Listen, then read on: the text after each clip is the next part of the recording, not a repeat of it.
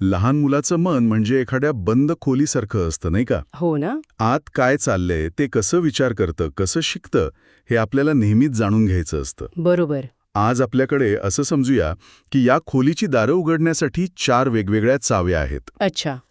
एक चावी आहे वैज्ञानिक जीन पियाजेंची, दुसरी सामाजिक ले वायडोत्स्कींची, तिसरी वर्तनवादी B.F. स्किनरची. आणि चौथी प्रयत्नवादी E.L. थॉर्नडाईकची. अगदी. आणि मला वाटतं या सगळ्या चाव्या महत्वाच्या आहेत, कारण कोणतीच एक चावी संपूर्ण रहस्य उलगडत नाही. बरोबर. आज आपण या प्रत्येक चावीचा वापर करून पाहणार आहोत की कोणती चावी मुलांच्या शिकण्याचं कोणतं दार उघडते आणि या सगळ्या मिळून आपल्याला मुलांच्या विकासाचं पूर्ण चित्र कसं दिसतं. उत्तम. तर मग आपली पहिली चावी उचलूया. जीन पियाजे. त्यांना रचनावादाचे म्हणजे कन्स्ट्रक्टिव्हिझमचे जनक मानलं जातं. हो. यानुसार मूल हे ज्ञान बाहेरून फक्त घेत नाही, तर स्वतः तयार करतं. अगदी. पियाजेंच्या मते प्रत्येक मूल एक छोटा वैज्ञानिक आहे. Little scientist. छोटा वैज्ञानिक. ते आपल्या आजूबाजूच्या जगावर सतत प्रयोग करत असतं. म्हणजे वस्तू उचलणं, फेकणं, तोंडात घालणं. हो. हे सगळे त्यांचे प्रयोगच आहेत. आणि या प्रयोगांमधून ते जगाबद्दलचे स्वतःचे सिद्धांत तयार करतात. अच्छा. त्यामुळे त्यांचा एक महत्वाचा विचार आहे की विकास आधी होतो आणि शिकणं त्यानंतर येतं. ओके. म्हणजे मूल एका विशिष्ट बौद्धिक टप्प्यावर पोचल्याशिवाय त्याला काही गोष्टी शिकवता येत नाहीत. अगदी.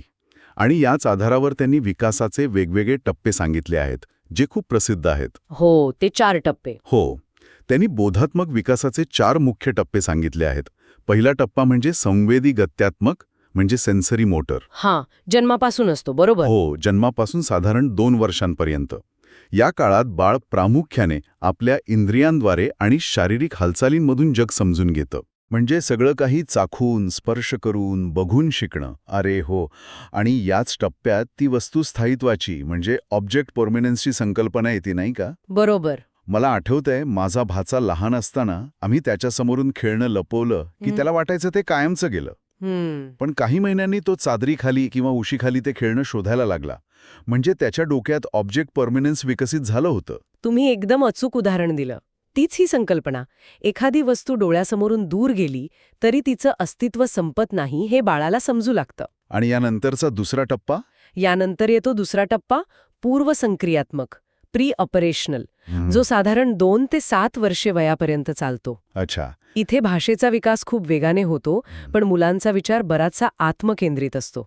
इगोसेंट्रिक. आत्मकेंद्रित म्हणजे जसं लहान मुलांना वाटतं की आपण डोळे झाकले की जग गायब झालं किंवा आपण कुणाला दिसणार नाही, तसंच काहीसं का? अगदी बरोबर. त्यांना स्वतःच्या दृष्टिकोनापलीकडे विचारच करता येत नाही. नाही. त्यांना वाटतं की जे मला दिसतं, जे मला वाटतं, तेच सगळ्यांना दिसतं आणि वाटतं. आणि याच आत्मकेंद्रितपणामुळे त्यांना जतन म्हणजे कॉन्झर्वेशन ही संकल्पनाही समजत नाही. अच्छा. म्हणजे ते पाणी आणि ग्लासचं उदाहरण. हो. एका उंच आणि अरुंद ग्लासमधलं पाणी एका पसरट भांड्यात ओतलं तर त्यांना वाटतं की पाणी कमी झालं, कारण त्यांच्यासाठी उंची म्हणजे जास्त पाणी. ओके. पण 7व्या वर्षानंतर त्यांच्या विचारात तर्क यायला सुरुवात होते. हो, तोच तिसरा टप्पा आहे, मूर्त संक्रियात्मक, कॉन्क्रीट ऑपरेशनल, जो 7 ते 11 वर्षांपर्यंत असतो. इथे मुलांच्या विचारांमध्ये तर्कसंगती येते. ते वस्तूंचं वर्गीकरण म्हणजे क्लासिफिकेशन करू शकतात. जसं की वेगवेगळ्या रंगाचे आणि आकाराचे ठोकळे वेगळे करणे. बरोबर. त्यांना जतन समजायला लागतं, पण त्यांचे विचार अजूनही मूर्त म्हणजे डोळ्यांना दिसणाऱ्या, हाताळता येण्यासारख्या गोष्टींपुरते मर्यादित असतात. म्हणजे गणितात 2+2 हे ते समजू शकतात. पण न्याय किंवा प्रामाणिकपणा यांसारख्या अमूर्त कल्पना समजणं त्यांना कठीण जातं. अगदी. आणि याचसाठी चौथा टप्पा महत्वाचा आहे, औपचारिक संक्रियात्मक, फॉर्मल ऑपरेशनल. हा साधारण 11 वर्षांनंतर सुरू होतो. हो. या टप्प्यात अमूर्त विचार म्हणजे ॲब्स्ट्रॅक्ट थिंकिंग आणि वैज्ञानिक तर्क करण्याची क्षमता विकसित होते. अच्छा. मुलं केवळ दिसणाऱ्या गोष्टींवरच नाही, तर कल्पनांवर, शक्यतांवर आणि सिद्धांतांवरही विचार करू शकतात. ते जर, तर अशा प्रकारचे काल्पनिक प्रश्न सोडवू शकतात. हा एक महत्वाचा मुद्दा आहे. पियाजेंचा छोटा वैज्ञानिक स्वतःच्या अनुभवातून शिकतो. पण हा वैज्ञानिक थोडा एकटा नाही का वाटत? बरोबर आहे. इथेच मला वाटतं दुसरी चावी म्हणजे लेव्ह वायगॉट्स्की खूप वेगळा दृष्टिकोन मांडतात. अगदी. त्यांच्या मते शिकणं ही एक सामाजिक प्रक्रिया आहे. मी अगदी योग्य ठिकाणी बोट ठेवलाय. पियाजेंच्या मते विकास हा आतून बाहेर म्हणजे इनसाइड आउट होतो, तर वायगोत्स्कींच्या मते तो बाहेरून आत म्हणजे आउटसाइड इन येतो. अच्छा, बाहेरून आत. हो, वायगोत्स्की म्हणतात की कोणतीही गोष्ट मूल आधी सामाजिक स्तरावर म्हणजे इतरांच्या मदतीने शिकतं आणि नंतर ती वैयक्तिक स्तरावर आत्मसात करतं. आणि इथेच त्यांची समीपस्थ विकासाचे क्षेत्र म्हणजे झोन ऑफ प्रॉक्झिमल डेव्हलपमेंट किंवा झेडपीडी ही प्रसिद्ध संकल्पना येते. हो, ती नेमकी काय आहे? झेडबीडी ही एक खूप सुंदर संकल्पना आहे. याची व्याख्या अशी की मूल स्वतः एकट्याने काय करू शकतं आणि अधिक जाणकार व्यक्तीच्या म्हणजे शिक्षक, पालक किंवा मित्राच्या मदतीने काय करू शकतो यामधील अंतर. शिकण्याची खरी जादू याच क्षेत्रात घडते. म्हणजे समजा एका मुलाला सायकल चालवताना तोल जातोय, पण मागून कोणीतरी धरलं तर तो चालवू शकतो. तर हे मागून धरणं म्हणजे झेडपीडीमध्ये मदत करणं झालं का? उत्तम उदाहरण. आणि या मदतीलाच वायगोत्स्की आधार म्हणजे स्कॅफोल्डिंग म्हणतात. स्कॅफोल्डिंग. हो, जसं आपण इमारत बांधताना सुरुवातीला परांची लावतो आणि बांधकाम पूर्ण झाल्यावर काढून टाकतो, तसाच हा आधार असतो. अच्छा. सुरुवातीला जास्त मदत करायची आणि जसं जसं मुलांना जमेल तसतशी मदत कमी करत जायची. यामुळे शिक्षक हा ज्ञानाचा दाता नाही, तर एक सुलभक म्हणजे फॅसिलिटेटर बनतो. पण वायगोत्स्कींच्या या झेडपीडी आणि स्कॅफोल्डिंग संकल्पनेला एक धोका नाही का? तो काय? म्हणजे जर आपण मुलांना सतत मदतच करत राहिलो तर ती स्वावलंबी कधी बनणार? पियाजेंच्या छोट्या वैज्ञानिकाप्रमाणे स्वतःहून चुका करून शिकण्याची त्यांची क्षमता कमी नाही होणार? खूप चांगला प्रश्न आहे. इथेच खरी कसोटी लागते. वायगोत्स्कींचा उद्देश मुलांना परावलंबी बनवण्याचा नाही. स्कॅफोल्डिंग म्हणजे उत्तरं देणं नव्हे, तर योग्य प्रश्न विचारणं, हिंट देणं, मुलाला विचार करायला प्रवृत्त करणं. अच्छा. मदत तेवढीच करायची जेवढी आवश्यक आहे. नाहीतर तुम्ही म्हणता ते खरं आहे, अतिमदतीमुळे मुलाचा आत्मविश्वास कमी होऊ शकतो. आणि यात भाषेची भूमिका खूप महत्वाची आहे असं वायगोत्स्की मानतात. हो, त्यांच्यासाठी भाषा हे विचारांचं सर्वात महत्वाचं साधन आहे. पियाजे म्हणायचे की विचार आधी येतो आणि भाषा नंतर.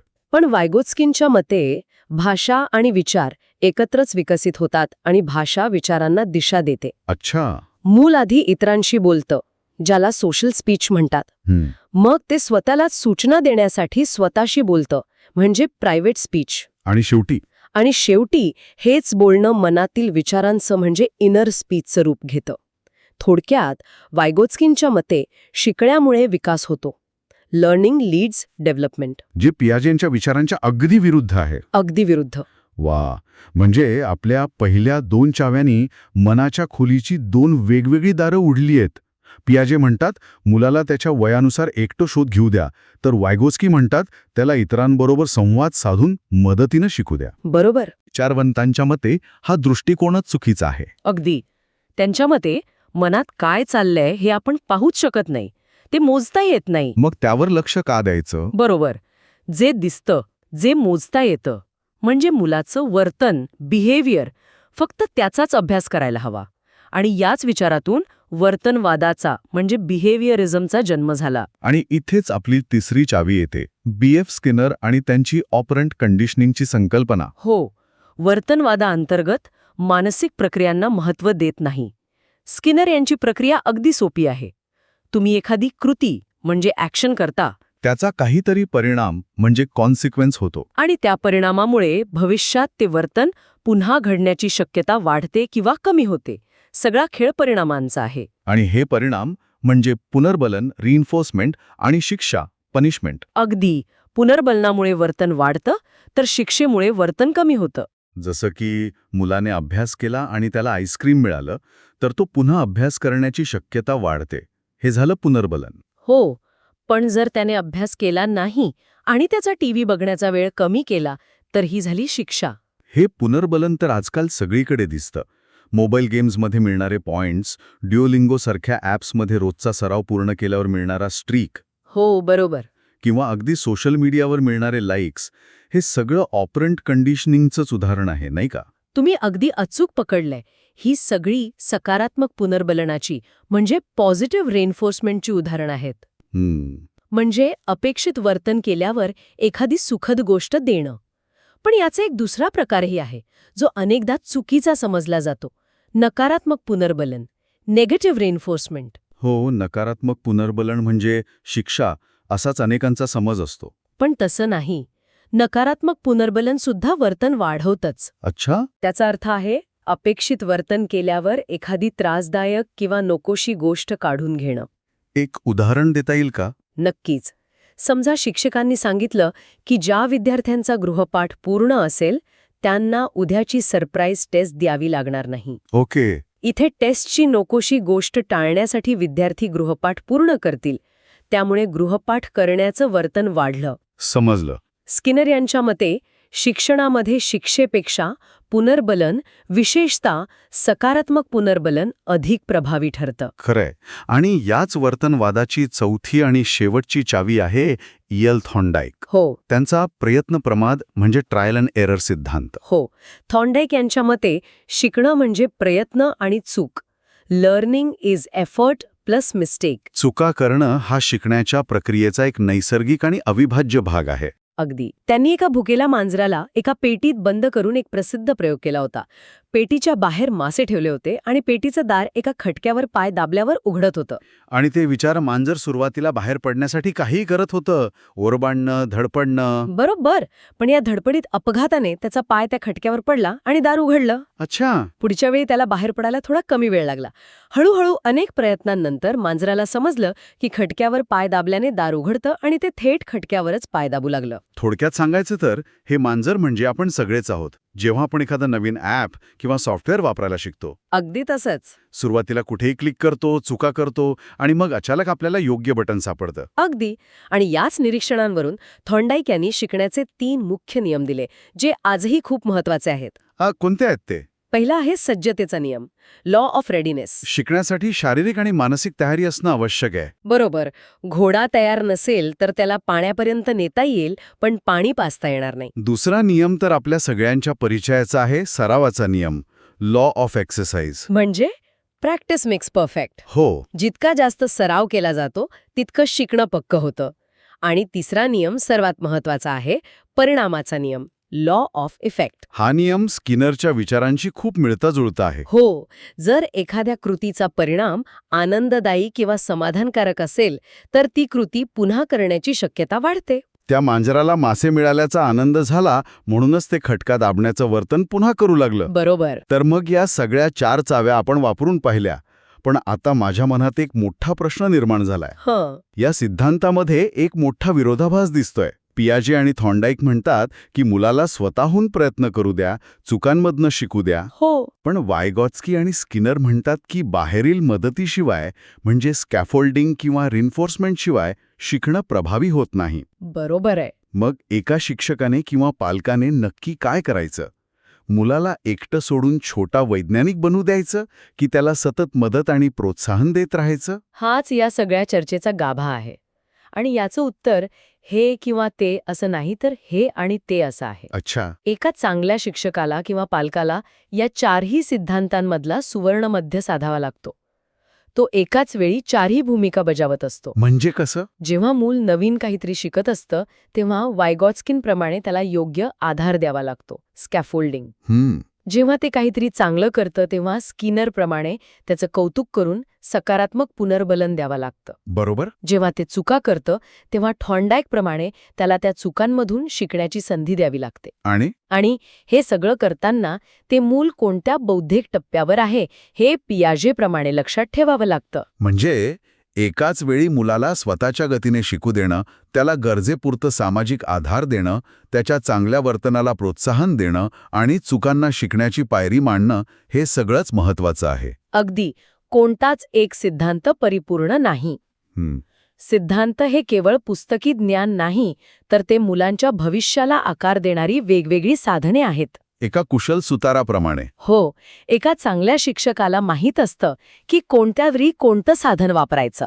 आज आपण बालविकासाच्या 4 महत्त्वपूर्ण स्तंभांवर किंवा म्हणूया 4 महत्त्वाच्या चाव्यांवर चर्चा केली. हो. पियाजे यांचे टप्पे, वायगॉट्स्की यांचे सामाजिक शिक्षण, स्किनर यांचं पुनर्बलन आणि थॉर्नडाईक यांचा प्रयत्न प्रमाण सिद्धांत. यातून मुलांच्या शिकण्याच्या प्रक्रियेकडे पाहण्याचा एक खूपच व्यापक आणि सखोल दृष्टिकोन मिळतो. आपण या सिद्धांतांचा शिक्षणातील उपयोग पाहिला, पण जाता जाता एक विचार करण्यासारखा प्रश्न सोडून जाते. कोणता? आजच्या डिजिटल युगात यापैकी कोणता सिद्धांत मुलांच्या प्रत्यक्ष शिकण्यावर जास्त प्रभाव टाकत आहे? इंटरेस्टिंग प्रश्न आहे.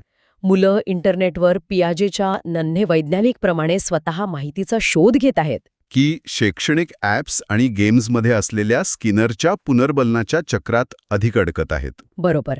आणि वायगॉत्स्की म्हणतात त्याप्रमाणे अधिक जाणकार व्यक्ती, तो आता एखादा शिक्षक किंवा पालक आहे की अल्गोरिदम यावर विचार करायला नक्कीच वाव आहे.